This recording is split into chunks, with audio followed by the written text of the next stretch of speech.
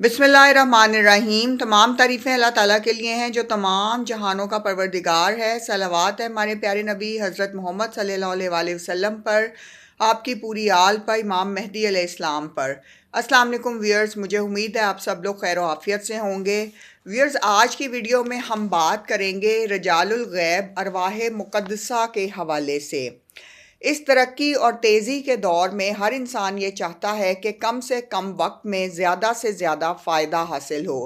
रूहानी अलूम से वाबस्ता जो भी हजरात हैं वो ये बात जानते हैं कि उलमाए अहले फ़न ने रूहानी अमलियात से बहुत सारी तशरीहात निकाली हैं जिनके ज़रिए अमलियात को ताकतवर और तेज़ किया जा सकता है। इसीलिए ये जानना ज़रूरी है कि अमल को तेज़ करने में रूहानी क़ुव्वतें और उनकी सिमत का तयन होना बहुत ज़रूरी है। इन रूहानी क़ुव्वतों को रूहानी ज़ुबान में रजालुल गैब कहा जाता है। ये अरवाह मुक़द्दसा होती हैं जो कि कमरी महीने की मुख्तलिफ़ तारीख़ों में मुख्तलिफ़ अतराफ़ में सैर करते हैं। जिस तरह के इनका एक पूरा जो है स्केड्यूल बनता है, एक पूरा शेड्यूल बनता है।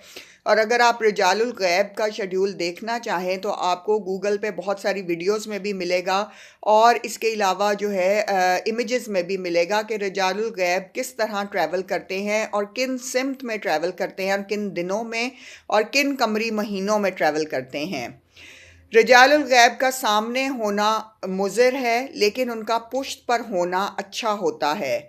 चाँद की जिस तारीख को आपने अमल करना हो, जो कि कमरी महीने के शुरू में अमल शुरू किया जाता है किसी भी हाजत के लिए, तो उस रोज़ देखें कि रजालुल गैब आज किस सिमत में हैं। इस सिमत के मुखालिफ मुँह करके आपने अमल करना है। और ज़्यादातर ये जो अमल होते हैं ये नमाज फ़जर के बाद होते हैं।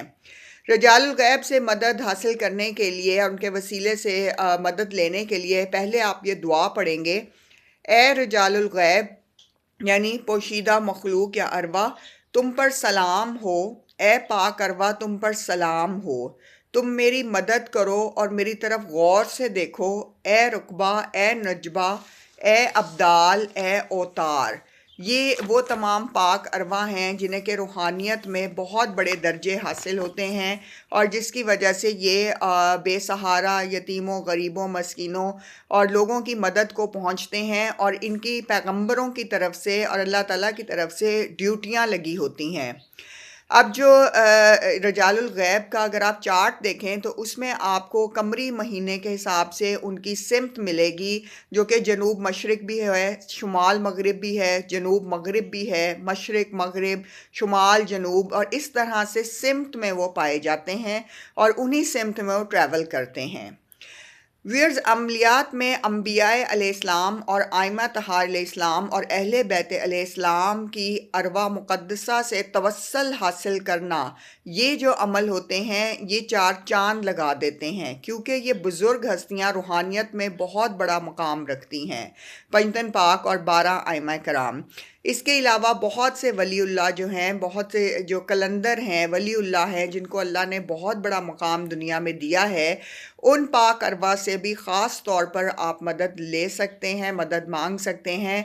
लेकिन अल्लाह के हुक्म से वो जब आपके हक़ में दुआ करते हैं तो अल्लाह के हुक्म से आपका वो काम, आपकी वो हाजत ज़रूर पूरी होती है। इन पाक अरवाह तैयबा बिलखसूस अमीरुल मोमिनीन मौला अली अलैहिस्सलाम से तवस्सल के लिए सूरह फातिहा अव्वल और आखिर 3 मरतबा दरूद शरीफ के साथ पढ़कर उसका सवाब उनकी रूह को हदिया करें।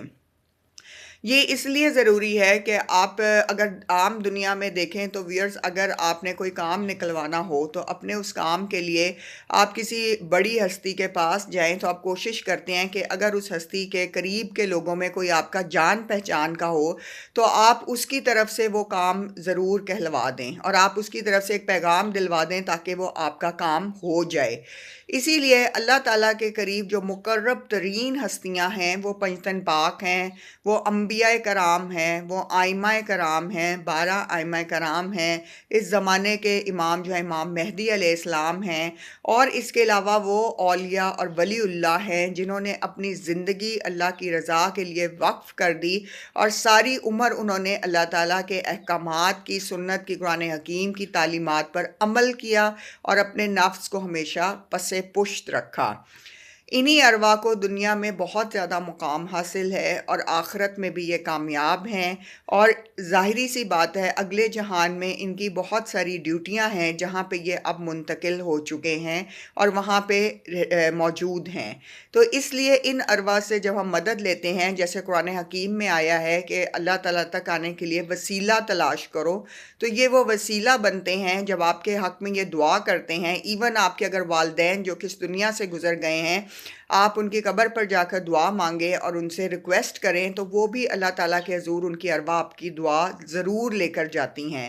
تو بہت ساری منزلیں کامیاب ہوتی ہیں، انسان کے بہت سے رکے ہوئے کام ہوتے ہیں، رحمتیں اور برکتیں اللہ کے حکم سے نازل ہوتی ہیں، اور سب سے خوبصورت ہستیاں جو کہ پیغمبر حضرت محمد صلی اللہ علیہ وآلہ وسلم، بی بی پاک فاطمہ السلام علیہا، مولا علی علیہ السلام، امام حسن علیہ السلام، امام حسین علیہ السلام، اور وقت کے امام مہدی علیہ السلام، ان کے وسیلے سے اور جب بھی آپ دعا مانگیں گے، پاک ارواح ضرور آپ کی لیے مدد کو آئیں گی اور آپ کی اس دعا کی حاجت روائی جو کہ اس دنیا میں لکھی مقرر ہوگی تو وہ ضرور ہوگی۔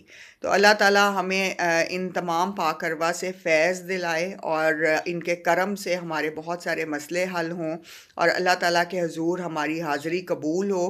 تو کوشش کیا کریں کہ جب بھی آپ رجال الغیب سے مدد مانگیں تو آپ نے پاک صاف ہو کے جو ہے نماز فجر کے بعد 2 رکعت یا 4 رکعت نماز نفل ادا کرنی ہے، اور پھر آپ نے رجال الغیب سے مدد مانگنی ہے۔ اس میں اولیاء کرام بھی آتے ہیں، اس میں کلندر بھی آتے ہیں، اس میں شاہ شمس تبریز، اس میں تمام بڑے بڑے نام، حضرت عبد القادر جیلانی، اور جو بھی بہت بڑے کلندر اور اولیاء کرام ہیں، ان کی پاک ارواح کے جو ہے وسیلے سے آپ دعا کر سکتے ہیں، اور کوئی بھی چیز اگلے دن میٹھی بنا کے آپ بانٹ سکتے ہیں تاکہ اور اس کا جو ہدیہ ہوگا، جو اس کا ثواب ہوگا، وہ آپ ان کی روح کو پہنچا سکتے ہیں۔